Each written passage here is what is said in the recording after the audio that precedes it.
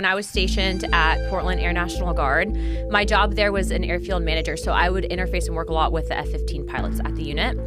And so there had been an airspace incursion that had taken place when I was still at the time at the Guard.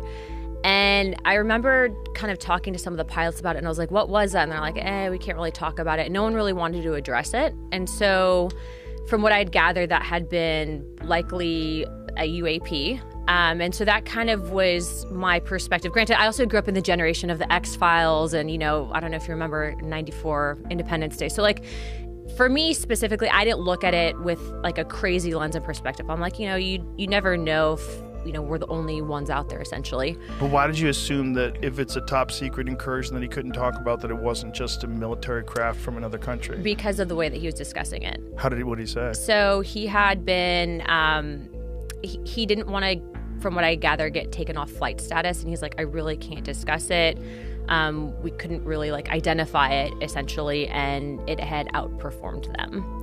And so that was my first, from a military perspective, kind of experience with someone who basically, there's a stigma within the flight community. Do you want to lose your security clearance? Is there this level of crazy that people kind of brand that will stick with you and kind of ruin your career? But doesn't he have instrumentation on his jet? Well, at the time, right? So it was an older platform, but he really didn't want to even talk about it.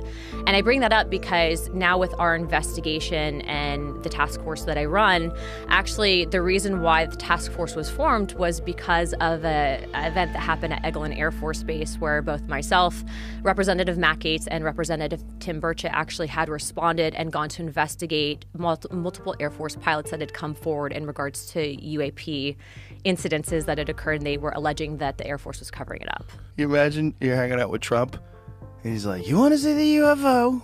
Can you keep a secret? Yeah, there he is, hanging out with Nixon. And they supposedly do have something that crashed, and they supposedly do have biological entities that are on ice somewhere.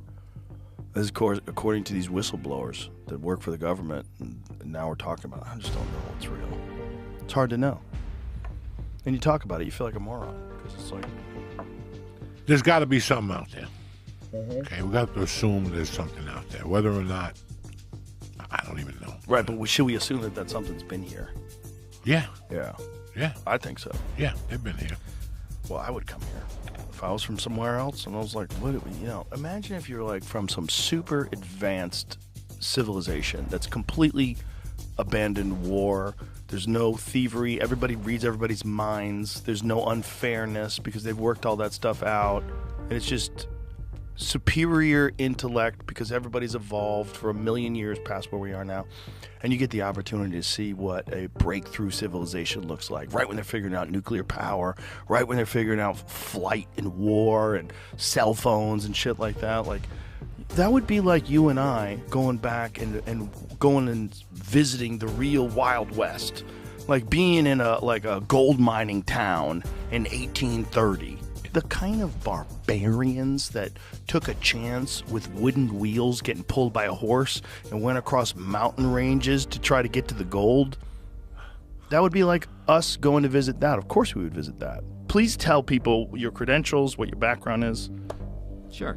So, my name is Ryan Graves. I have an engineering degree, mechanical and aerospace engineering. I promptly left doing that to go fly F-18s for the Navy as soon as I graduated college. Did that for about a decade, both operationally in combat as well as in an instructor role, teaching the new students.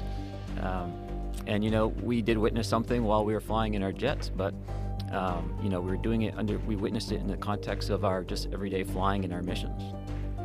And what year was it that you witnessed this?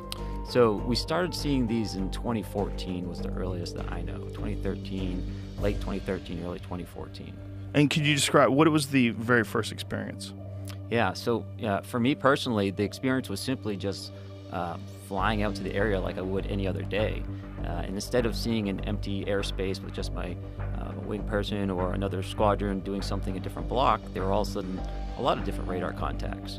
Which is immediately a problem because, we could be hitting one of those or someone working in our area. And this was happening because we upgraded our radar the best we could tell.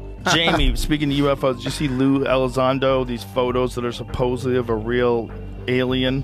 Oh, here we go. Bro, it's so dumb. The photos look blurry. Of the photos of the dead alien, like you can't even zoom in on that. You can't even fucking focus. Look at these. Yeah, that thing. Look at that. What is that? What's that? What is that? Dude. How about better pictures? This is crazy. These are the only pictures? Is this from the 40s? Like, what's this picture from? What is this? Oh, people want to believe. Bro, so bad. Me too. I'm like, maybe the bottom ones. It was funny. Somebody asked me, Sean Donnelly and Dan St. Germain have a podcast now about alien encounters and all that kind of stuff. And really? And they both really believe it. And they were like, what would it take for you to believe, Jay? I was like, irrefutable evidence? Yeah. I have to shake hands with an alien. the one thing I've never seen, irrefutable evidence? There's a lot of shenanigans going on for sure. On the back of one of those photos. Alien, it's 1993. Alien hybrid child born to a 15-year-old girl, subject of ET genetic experiment, under chin, neck, and upper torso view. Right. Yeah. How the military responded, me being, a former service member, and then ultimately what I saw with the pushback of the military not even wanting to share with Congress information, which is a big problem because when you have Congress that's supposed to be the advocate and voice for the American people, the oversight body, and you're being denied access not just from a base commander, but high level up at the Pentagon, even Secretary of Defense, it's a problem. Do you think that it's possible that these are U.S. vehicles that are top secret?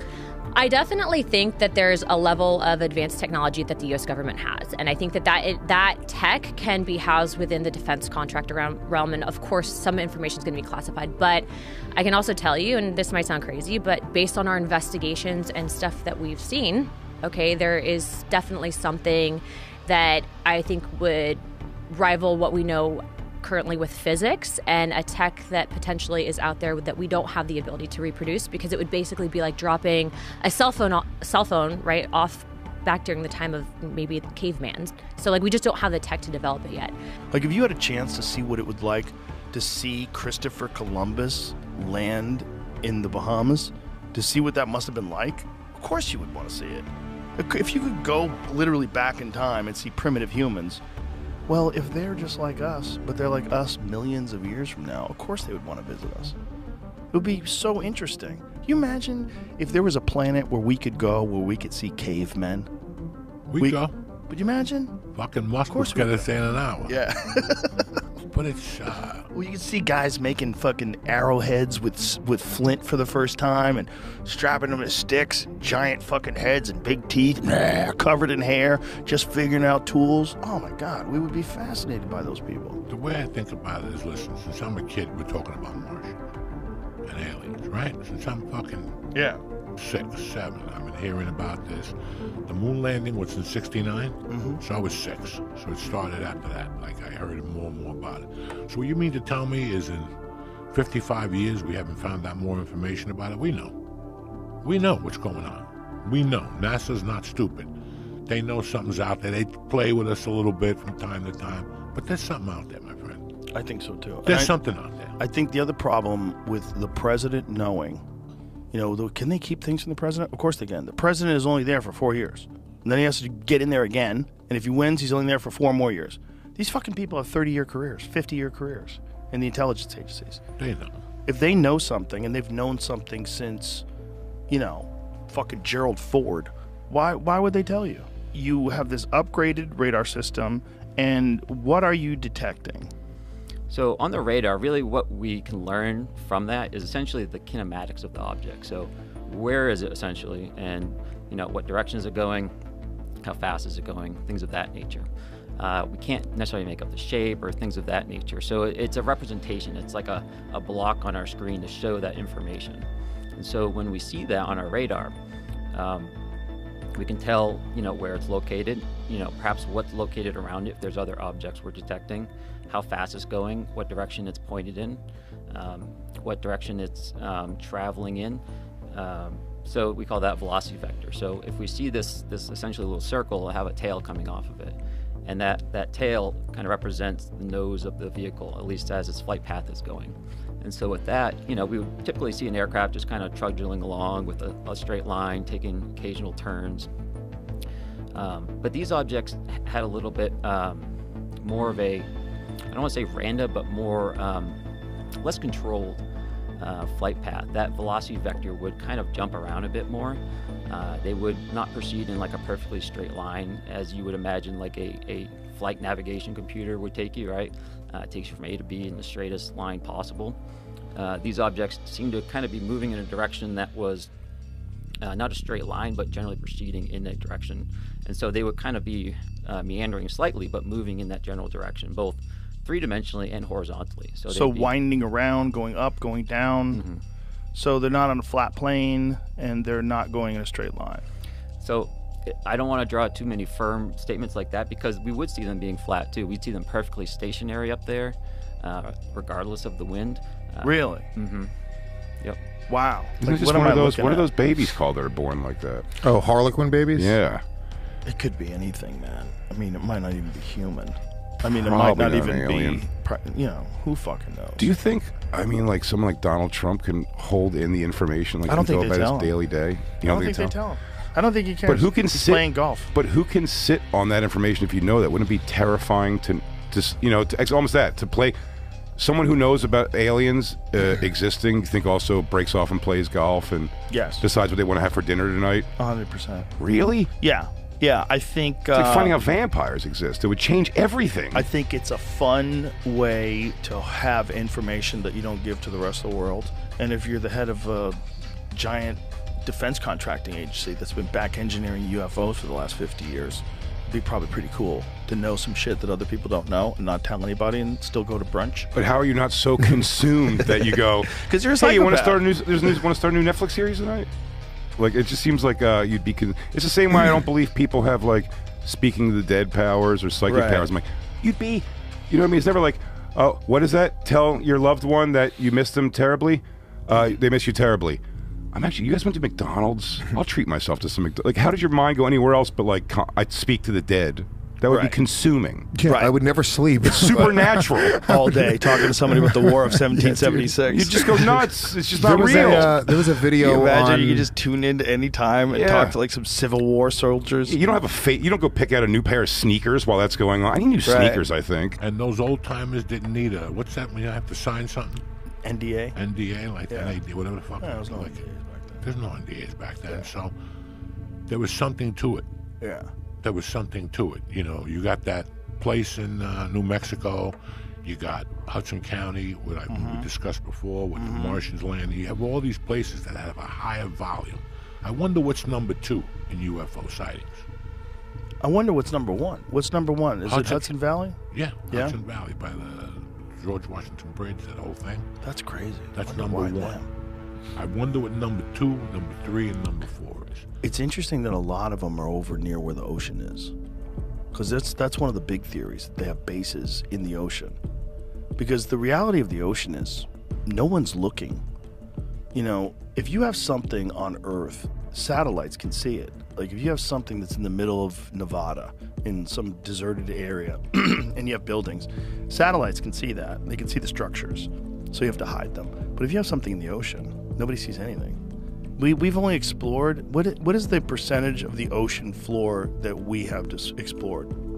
I think it's like 10%. I think it's somewhere around 10, maybe 20%. So that means that 80% of the ocean floor is undiscovered. We have no idea what's down there. And it's, a mile, 2 miles deep in some spots. If you're from a super sophisticated civilization that's millions of light years away, and you can come here instantaneously, and you have the ability to traverse in these what they call transmedium craft, which means they can go through air, go through water.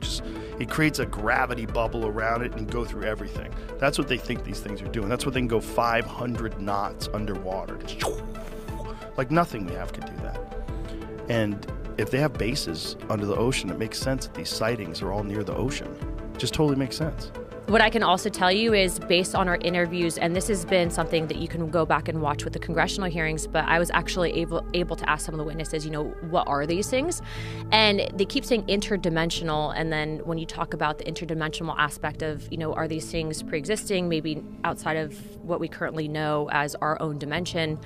That stuff can kind of all sound crazy, but at the end of the day, my job as an investigator is to receive all the information, decipher it, and then ultimately from a congressional aspect, if you do have contractors that are withholding information or operating outside of the purview of the federal government, there's budgetary issues, but there's definitely something that I can tell you with confidence that exists that we don't know how to explain currently.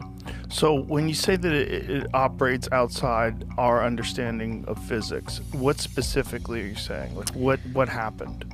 To I guess break it down in simple terms is that I think that some of the tech that exists, that whatever these things have, these energy things have. Energy things? What do you mean? Well, they call them interdimensional beings.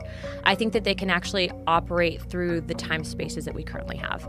And that's not something that I came up with on my own. That's based on stuff that we've seen. That's based on information that we've been told. And then also, too, I think that there's this historical aspect of, this gets into the deeper theories and concepts of religion and I think the history that we currently know and that kind of spins off into another topic of you have the modern day Bible, you have this aspect of Bibles books of the Bible that have been removed that explain and kind of touch on these topics. And I think that we're in a time and age where you have such a vast amount of information that we have access to via social media, via your cell phone, via the internet. And so it's really changing the way that we understand, the origins of life and the spiritual reality that we know. The first time you see these things, what are your thoughts? Yeah, the first time really was, what is this, right? It's not a UFO or something mysterious at this point. It's at what we're thinking at this point we see on the radar is just, our radar is broken, right? These perhaps don't represent physical objects yet because we hadn't visually seen these or seen them on our camera yet. And so, we kind of like, hey, what's going on here? Is anyone else seeing this kind of thing? But not really like investigating it, right? It's just kind of like, all right, there's stuff out there, but maybe next time we'll take a look. But the way our systems work, when we have all these contacts on our radar, and if we kind of just select one out with our little cursor there, all our sensors go to it. Our FLIR goes to it, which is our camera system. All our weapons, they have like their own little eyes in some sense, and they all look in that direction. And so eventually, someone had one of these selected and flew close enough so that as they look at their FLIR system, their camera, they could see something that was at the spot represented on the radar, right? So there was something there. So they were seeing it visually with their own eyes? Not at this point, just on the FLIR system. The FLIR system. And so it's a regular camera and also an infrared camera. And so typically we'll roll around in infrared just because it returns a better image, typically. So yeah, it didn't look like an object they were seeing on the FLIR. It just looked like a source of IR energy in a sense, almost as if someone was shining a flashlight. But something had to be there to be reflecting that energy or creating it. So at this point, to answer your question, now we're like, okay, this isn't just an error in our radar. This is perhaps, we're thinking this is real. We have to really respect this as like a safety hazard now. Even if it's just a small, however small ribbon of tinfoil, right? Like that suck down the engine can still take out an aircraft, right? So we have to be very respectful of that. Like a Mylar balloon type thing? Potentially, right? Yeah. But how fast are these things going? So sometimes stationary, right? Sometimes they would be going around 0.6 to 0.8 Mach, which is at altitude about 240 to maybe 330 knots, around there. So somewhere in the range of an airplane. Yeah, a fighter aircraft would be kind of flying around at those airspeeds, except sometimes they would be perfectly stationary as well. Right. What if they get down there and they find bases? What is all that stuff? What are those lines? I'm guessing that's where they probably sent their drones. Probably. Whoa. Looks like a pool scrubber, Whoa, that's crazy. Shit. So they're scouring the ocean floor to try to get them. That's why the aliens are going to come out. Wow, that's Hawaii. Whoa. Oh, that's not Hawaii. Hawaii's over here. It is? Yeah. What's that? What are those islands in the middle? Oh, is that Catalina? And shit, yeah. Oh, I see. Oh, you were zoomed in. Yeah. So it's not exhibiting any sort of patterns that you've recognized in the past. No, they have actually. So, But no, although with the stationary, no, right? correct with the stationary, no. With the meandering kind of flight path, no. But I would also see them essentially fly what we call a racetrack pattern. And essentially what that means is they fly in a straight path, and then they do like a 180-degree turn in a certain direction, and they fly a straight path, and turn again. You know, so that's what we call a racetrack pattern as opposed to a circular holding pattern. We did witness racetrack patterns.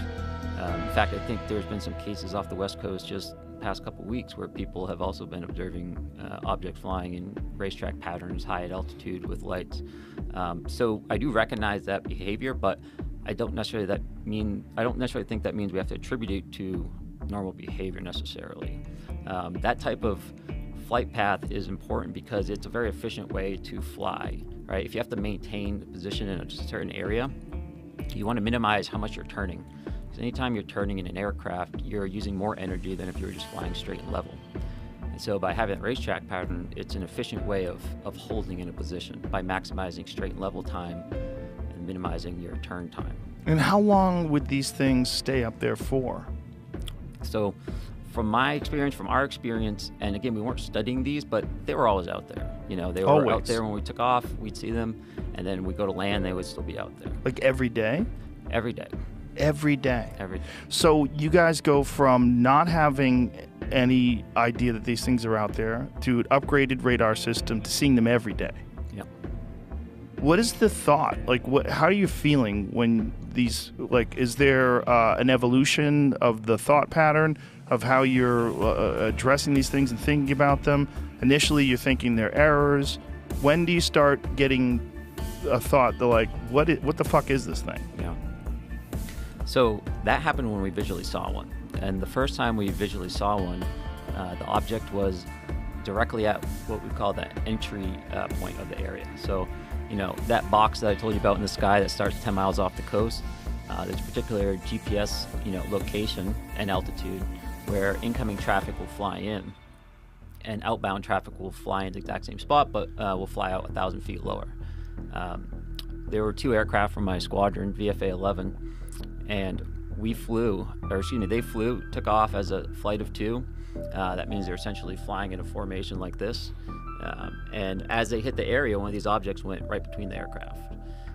The lead air crew saw the object. The Dash 2 aircraft crew did not, which is not surprising because they're usually, you're very focused on flying formation. You're just staring right at that aircraft.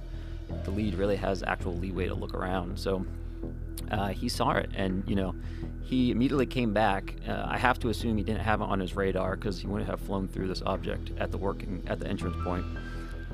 He turned around, flew back, landed, and I was in the ready room when he come back, and he had all his gear on, which typically is not a good thing because you want to get that stuff off as fast as possible. So usually means there's a problem of some nature. When you say interdimensional beings, that they know that these are interdimensional beings, how do they know that? Based on testimony, would be based on witnesses that have come forward. But what I can tell you is, so the witnesses just were told that they were interdimensional? that they've seen things. And what I can tell you without getting into classified conversations is that there have been incidences that I believe where very credible people have reported that there have been movement outside of time and space. That's very vague. Yeah. So, look. Unfortunately. Yeah. Look. Have I seen a portal open? No. Have I seen a spaceship? Personally, no. Have I seen evidence of this? Yes. Have I seen photo documentation of aircraft that I believe were not made by mankind? Yes. Is there historical significance to this? Yes. Is there multiple events that go back to, I would argue, maybe even before the time of Christ that have documented this in text? Yes. So do I believe that the government has access to certain technology? Yes, to an extent. And I believe that certain contractors potentially have back engineered this tech. I think that that's what can explain the advancements that we're seeing. But I also believe that this is a dangerous level of hidden information from the American people, because if you have an aspect of the federal government, which I can tell you, I, with 2 other members of Congress, were denied access to information at Eglin Air Force Base pertaining to whistleblowers because of the fact, and we can get into that story and what happened at Eglin in a second, but we were denied access and told that we don't have security clearance or the read-in authority on a special access program. That's a problem, because I'm supposed to represent and be an investigative body, and you have then people who are unelected that are operating basically in secrecy, and that's a problem.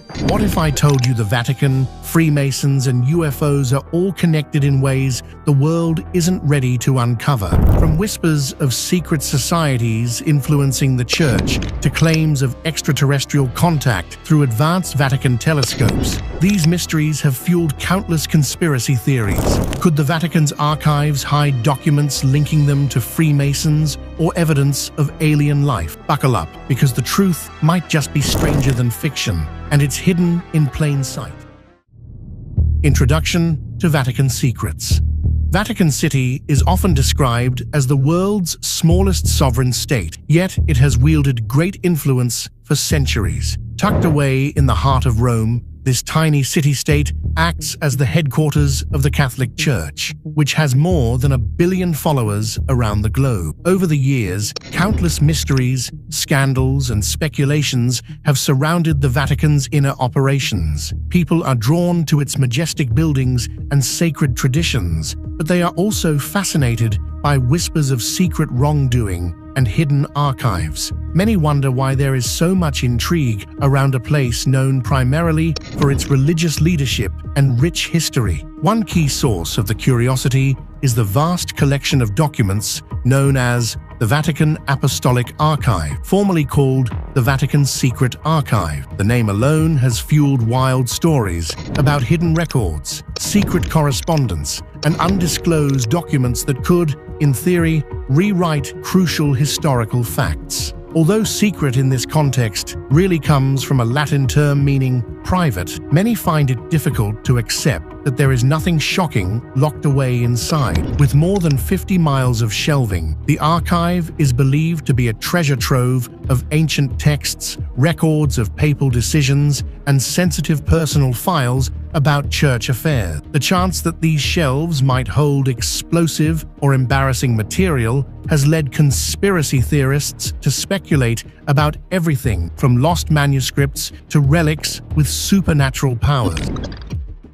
Over the centuries, the Vatican has amassed great wealth and developed immense political and diplomatic reach. This too feeds speculation and rumor. Critics claim that a powerful institution with closed doors is bound to hide shameful details, whether those details concern its finances, its wartime activities, or even its views on scientific matters like astronomy or extraterrestrial life. Researchers who hope to navigate the labyrinth of the Vatican's innermost secrets discover that they must follow strict guidelines to access certain parts of the archive. Documents of a pope's reign can normally only be opened 70 years after his death or resignation. This policy sometimes delays the public release of sensitive information, adding to the sense of mystery.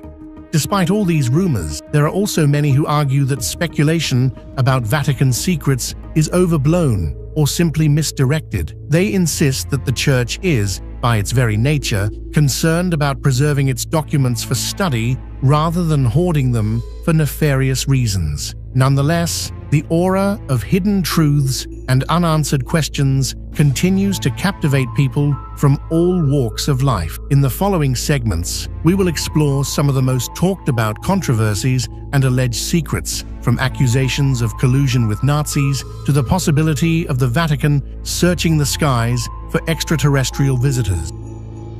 Pope Pius XII and Nazi collaboration.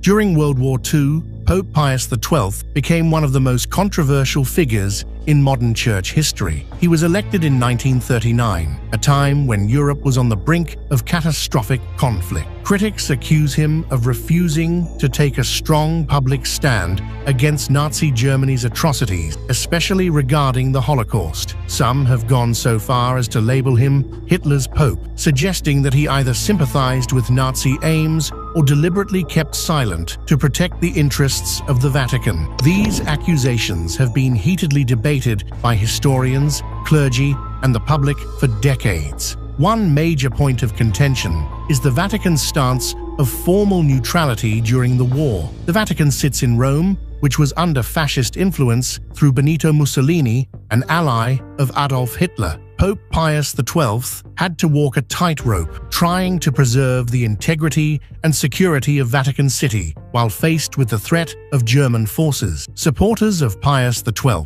say that neutrality allowed the Church to carry out underground efforts, such as hiding Jewish refugees or quietly assisting resistance movements in various parts of Europe. They argue that public condemnation might have led to direct Nazi retaliation against the Vatican or accelerated crackdowns on Catholics resisting oppression.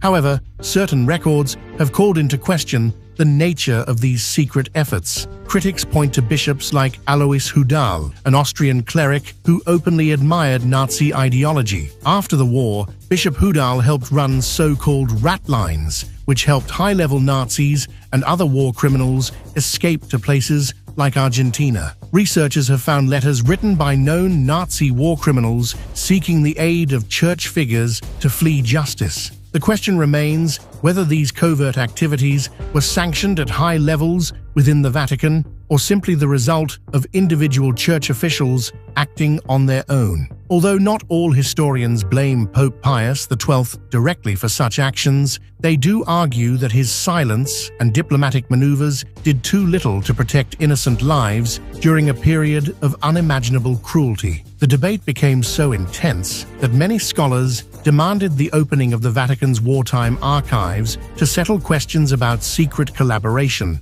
or heroic rescue efforts. In recent years, Pope Francis agreed to open these archives earlier than the usual 70-year rule would allow. The hope is that by studying the documents from Pope Pius XII's reign, historians will finally know how much the Vatican knew about the Holocaust, to what extent it tried to intervene, and whether it directly or indirectly helped war criminals escape. Mysterious death of Pope John Paul I. One of the most perplexing events in recent Catholic history is the sudden death of Pope John Paul III. He was elected in August of 1978, offering a fresh image as a humble and down-to-earth pope, only to pass away just 33 days later. Officially, the cause of death was reported as a heart attack. The abrupt nature of his passing, however, fanned the flames of conspiracy theory, particularly among those who believed he was on the verge of shaking up the Vatican's power structure. Pope John Paul I was known to have modernizing tendencies, and some insiders claimed he intended to investigate financial irregularities within the Vatican Bank. The bank had already been scrutinized for shady dealings, and rumors hinted that high-ranking church figures were involved in illicit transactions with mafia-linked financial institutions. According to some accounts, the new pope had drawn up lists of people connected to financial corruption whom he might remove from their positions. These allegations were never confirmed, but the timing of his death fueled doubts. Many asked, could the Pope have been silenced to preserve the status quo? In the 1980s, the best-selling book In God's Name by David Yallop explored these theories and contained detailed accusations about possible foul play. The author argued that John Paul I's resolve to root out financial corruption, along with other reforms he allegedly planned, made him a target for those who wanted things to remain hidden. The official Vatican version, citing massive heart failure, did not satisfy people who believed there was a deeper plot. Adding more intrigue to the story is the fact that details surrounding the night of John Paul I's death changed in official statements. Discrepancies about who found his body, how he was discovered, and the exact timeline sowed more suspicion.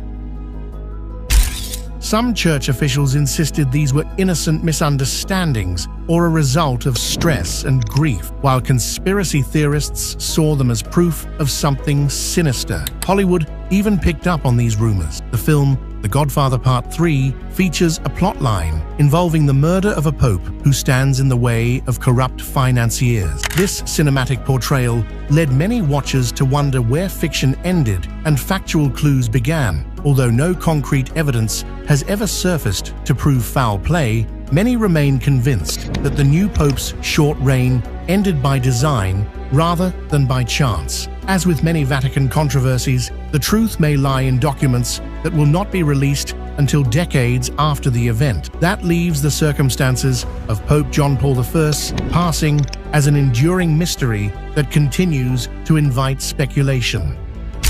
Financial scandals of the Vatican Bank. Beyond wartime controversies, the Vatican has also battled rumors about money laundering, corruption, and hidden fortunes. At the center of many such allegations is the Vatican Bank, formerly known as the Institute for the Works of Religion. Established in its modern form under Pope Pius XII during World War II, the bank has consistently drawn suspicion due to its policy of confidentiality and the complex nature of its transactions. Critics say that its secrecy invites wrongdoing, while defenders insist that privacy is essential for legitimate charitable work and religious missions around the globe. One notorious financial scandal involving the Vatican Bank dates back to the late 1970s and early 1980s. This was a tumultuous period in Italian history, marked by political upheaval, terrorism, and organized crime influence. Allegations arose that the church's bank had murky ties to the mafia. Some rumors even involved suggestions that Vatican officials cut deals with mobsters for political or financial reasons, especially as part of a broader Cold War strategy to fight communism. The fear was that if the church and the mafia had a shared interest in stopping communist influence, they might have cooperated in laundering or channeling funds in ways that are, at best, unethical and at worst, illegal. Central to many conspiracy theories is the possibility that the bank laundered large sums of money, either for criminal purposes or to support covert political causes. Some investigators claim the Vatican Bank had an interest in financing anti-communist movements in places like Poland or Nicaragua, meaning it might have accepted suspect deposits from powerful groups with questionable backgrounds. While concrete evidence is elusive, lawsuits and police investigations have repeatedly pointed fingers at the Vatican Bank's involvement in questionable practices.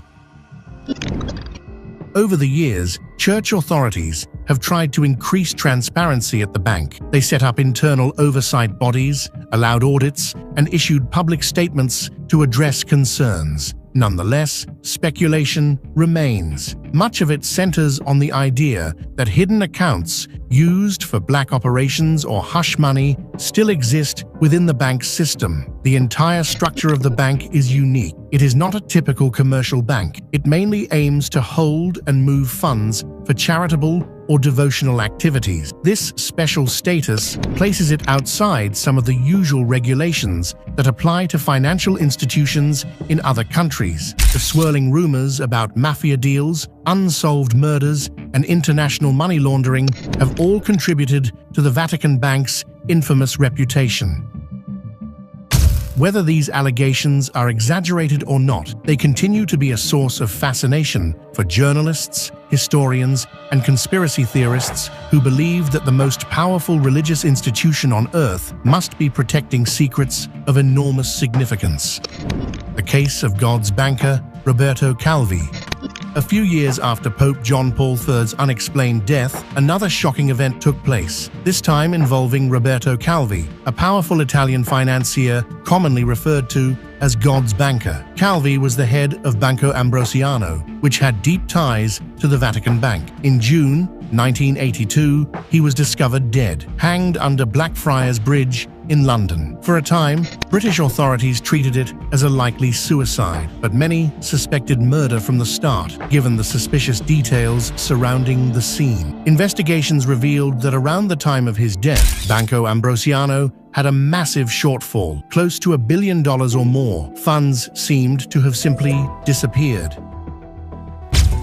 Calvi was believed to be desperately trying to recover the missing money in order to keep his bank afloat. Some say he might have been blackmailing high-level figures inside the Vatican Bank or in organized crime circles, hoping to force them to repay or come up with the funds. Observers pointed out oddities in Calvi's final hour. Bricks were reportedly found in his clothing. He had a large amount of cash on him, and there were no traces of dust or marks on his hands, suggesting he had climbed or tied anything off by himself. Several well-known mafia figures were eventually taken to trial for his death, but they were acquitted. This outcome left the public with more questions than answers, briefly reigniting speculation that the Vatican might have had its own reasons for wanting Calvi gone. Adding another layer, some people suspect that covert political groups, possibly including intelligence agencies like the CIA, used the Vatican Bank and Banco Ambrosiano as channels for funding anti-communist movements during the Cold War. If true, this would mean large sums of money were passing through these institutions without proper oversight. The mafia, in turn, might have used the same channels to launder dirty cash. Calvi, caught in the middle, might have known too many secrets. When Banco Ambrosiano's financial troubles erupted, the attempt to cover up the scandal could have resulted in his untimely end. Officially, the Vatican has denied any role in Calvi's death, and no conclusive proof has ever presented the Church as an instigator. However, due to the extremely secretive structure of Vatican finances and the unresolved nature of the case, the legend of God's banker remains an enduring cautionary tale about money, power, and the dangers of knowing too much. Blackmail and Vatican corruption. Long-standing rumors suggest that both lay figures and members of the clergy in the Vatican have used blackmail or been involved in corruption to safeguard their own interests. Across different scandals, one recurring theme is that when suspects sense they're cornered, they threaten to reveal damaging secrets about others within the church hierarchy or about powerful allies elsewhere. These threats imply there is so much confidential material in Vatican possession that public exposure would ruin reputations and potentially unravel financial and political arrangements built up over many years. Some of these suspicions stem from the complicated relationship between the Church and Italian society. For decades, the Church wielded significant sway over Italian politics, with Catholic values influencing laws, elections, and appointments. At the same time, organized crime groups, such as the Sicilian Mafia, have also held a grip on certain parts of Italy. This environment made for potential covert alliances where individuals might cooperate in matters of mutual interest, such as combating communism during the Cold War or maintaining certain financial privileges. Blackmail itself could have taken many forms. In the case of banker Roberto Calvi, some supporters insist he was trying to twist arms inside Vatican circles, threatening to reveal questionable financial transactions that might tarnish the Church's image. According to these theories, the highest levels of Vatican leadership might have preferred to cut ties or hush him up rather than face a scandal. Meanwhile, other people in the Church might have used their own leverage to pressure key figures into silence or compliance. Although evidence in many of these stories is partial or circumstantial, the suspicion alone is enough to keep them alive in the public imagination. Additionally, there are accounts of smaller-scale blackmail or intimidation within the Vatican bureaucracy. Some cardinals or bishops might have had personal vulnerabilities which unscrupulous colleagues could use to gain influence. Critics argue that this environment allowed wrongdoing to be covered up, stalling investigations and making it incredibly difficult for outside authorities to get accurate information. Each time a scandal surfaces, be it financial irregularities, sexual misconduct, or political meddling, there are always rumors of hush money or threats. Official Church representatives have repeatedly brushed aside these claims, emphasizing reforms aimed at modernizing internal processes, tightening the oversight of church finances and encouraging transparency. Yet the aura of secrecy endures, partially because the institution itself holds so many historical records, and partially because attempts at reform run up against old tradition. It leaves outsiders wondering if there might be more skeletons in the closet and if blackmail remains a tool wielded by certain elements intent on preserving their positions of power.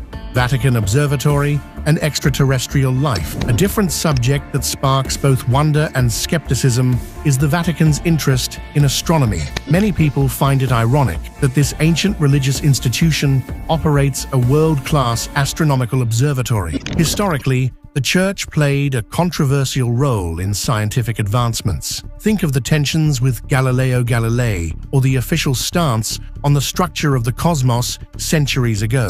Yet, in the modern era, the Vatican has shown an active interest in studying the heavens. The main facility of the Vatican Observatory was once near Rome, but light pollution led officials to move much of their work to a high-tech site in Arizona. This observatory features advanced telescopes capable of detailed study of stars, galaxies, and other celestial phenomena. People who understand the Church's past might see this as a progressive move, a sign that religion and science can indeed coexist. However, conspiracy-oriented minds believe that the Vatican has more hidden objectives, such as searching for evidence of alien life or trying to detect cosmic events that align with biblical prophecy. One reason for these theories is a playful but misleading acronym associated with the observatory's equipment. The large binocular telescope near the Vatican's research facility has an instrument nicknamed LUCIFER. In reality, it stands for a long technical name. Conspiracy theorists take the nickname out of context, claiming sinister intention. Some rumors go so far as to allege that the Church expects a second coming of Jesus Christ in the form of an extraterrestrial being, so they're scanning the skies to get advance warning. These claims, while imaginative, are strongly dismissed by Vatican astronomers, who emphasize that their work is grounded in standard research about asteroids, galaxies, and the general structure of the universe.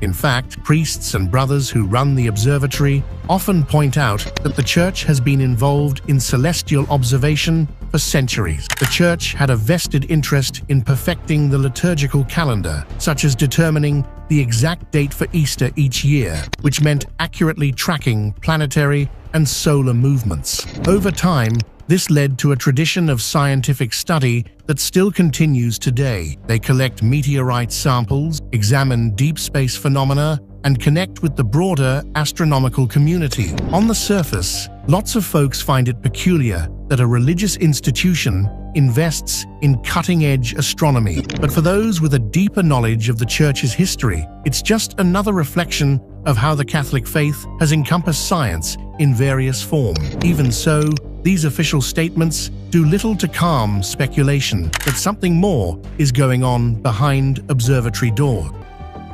Mount Graham and UFO theory. Mount Graham in Arizona, where the Vatican has a significant presence, is at the center of a wave of UFO-related speculation. Some writers and online influencers claim that the Vatican chose this particular location because it's near reported hotspots of UFO sightings. According to these theories, the Church either wants to witness extraterrestrial crafts in action or is expecting them to arrive. Indeed, the mountainous area does offer exceptionally clear sky. There's less light pollution and stable atmospheric conditions, which are great for any kind of serious astronomical work. Yet, conspiracy theorists argue that top-notch stargazing can also double as a secret UFO watching operation.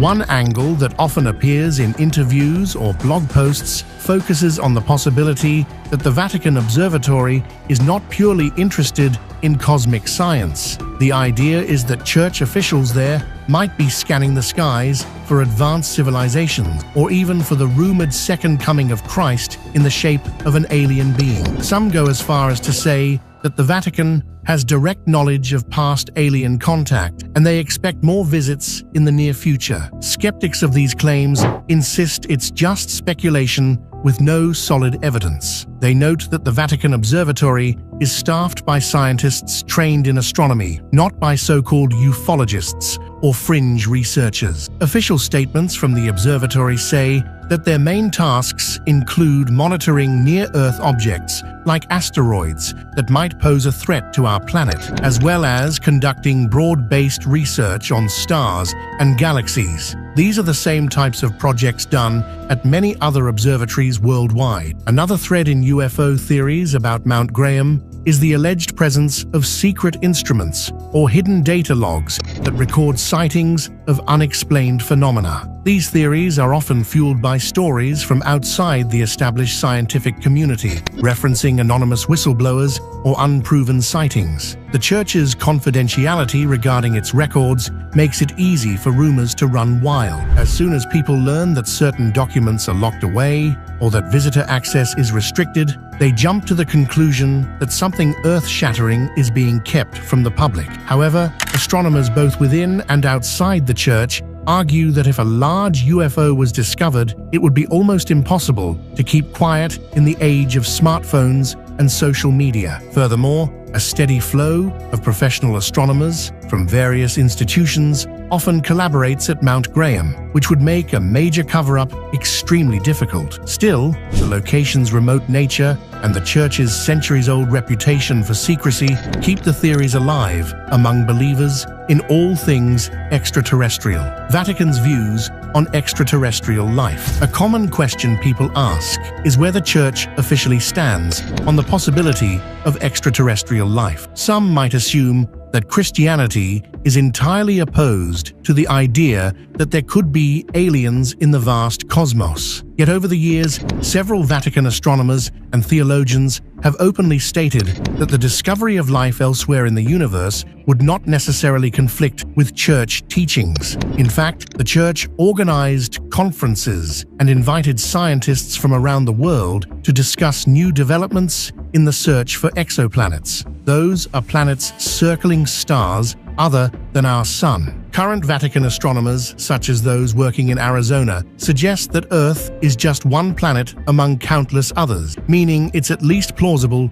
that life could form somewhere else. Far from seeing extraterrestrial life as a contradiction to biblical teachings, Church scholars say it could be viewed as further proof of God's boundless creativity. There's no official dogma that outright rejects the idea of cosmic neighbors. Instead, Vatican spokespeople generally say that faith and science can coexist. If something like alien life is confirmed, they'd simply see it as adding a new chapter to humanity's understanding of creation. Rumors that the Vatican is afraid of how alien contact might upset Catholic doctrine usually arise from misinformation. In reality, many Church officials have published essays and given talks about how theology might adapt to news of extraterrestrials. For instance, they might ask whether any hypothetical alien species would have their own spiritual destiny. This isn't entirely new territory. The Church has faced theological questions in the past regarding indigenous peoples during the era of global exploration, and it adapted its views then as well. Some conspiracy theorists claim, however, that the Vatican already possesses proof of extraterrestrial encounters and conceals it in the secret archives, perhaps relics or letters describing sightings from centuries ago. Without tangible documents to confirm such claims, this theory remains in the domain of speculation. The Church's official position is that it has never been presented with credible evidence of aliens visiting Earth. Vatican scientists say they stand ready to examine such evidence if it ever emerges.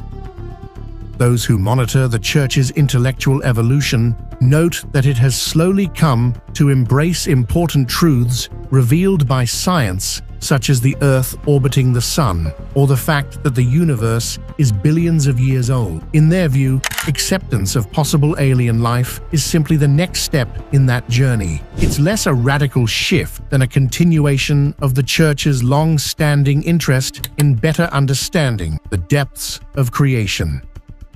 Secrets hidden in Vatican archives.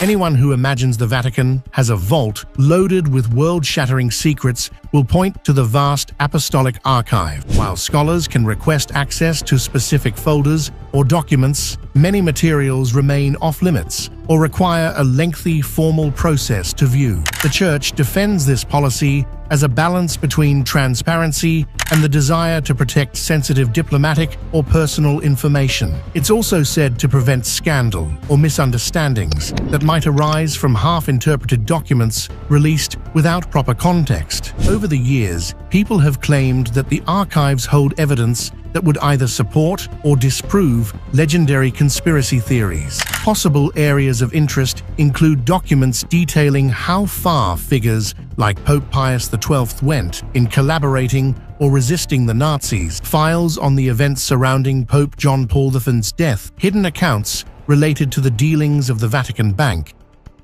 and even data that might prove or debunk stories of alien sightings. Releases of archived material often happen decades after the relevant events, which is why historians are just now getting insights into the Church's wartime actions. The biggest question is always whether the Church is selectively hiding information that could damage its credibility. Critics argue that if the Vatican has nothing to hide, it should simply open all archives to qualified researchers. Church officials retort that they are dealing with massive amounts of paperwork, centuries of papal documents, letters, legal files, and personal notes. They say the process of cataloging them is slow and that not all the material is even ready for public viewing. On top of that, they maintain that confidentiality is needed to protect the privacy of individuals mentioned in these records, especially since the Catholic Church operates in almost every corner of the globe. It's no surprise that insiders believe the bulk of these records